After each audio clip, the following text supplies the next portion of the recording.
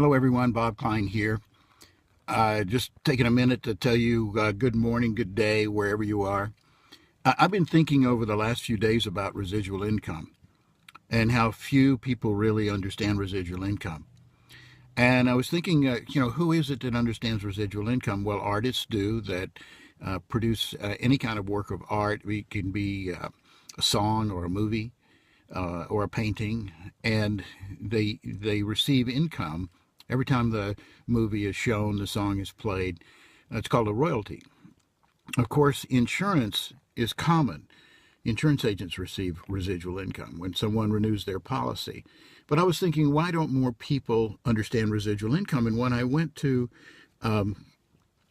Google Images and looked for what residual income looked like, I saw a lot of icon-like things, money on trees and things, but really nothing that describes residual income like I know it. And I want you to imagine, recall a story that you may have heard and maybe not. And maybe you heard of someone called Johnny Appleseed.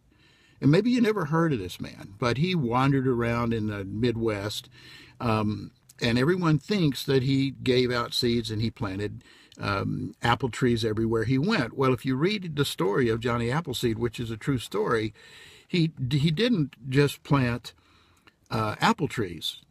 And the reason I used the apple tree to talk about residual income is because everyone knows that an apple contains seeds. But most people don't know how many seeds are in an apple. But how many people know how many apples are in a seed? Well, he knew. Now, don't get me wrong. I'm not saying he knew exactly the number, but he knew that a seed contained a lot of apples. So everywhere he went, he planted. But what most people don't know is that he didn't just plant trees.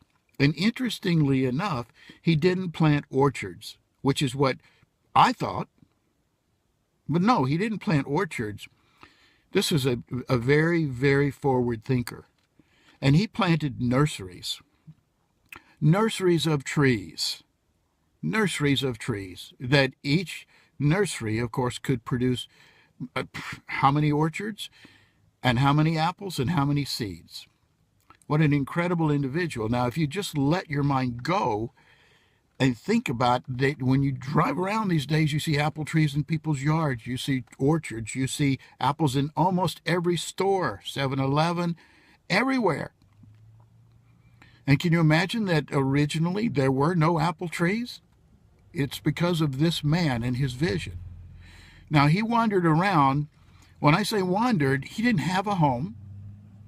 He was basically a homeless person by choice. This very, very smart man. But he believed that, he didn't need a home. And he would wander around and went from town to town to town. And as he gave out these seeds, he made a deal that he would have part of the nursery. And as it turned out that when he finally did pass away, of course, not owning anything, never owning a house, never, his family inherited, get this, 1,200 acres of nurseries. 1,200 acres from nothing but a handful of seeds. He actually got those seeds because when they make cider, they squish the apples and the seeds are just thrown away. So he took those seeds and created a little empire, all his own, just based on his own belief that he could do it.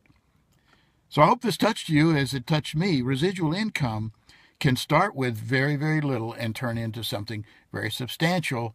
It's all a matter of our vision and our belief. God bless everyone. Have a great, great day and a great weekend.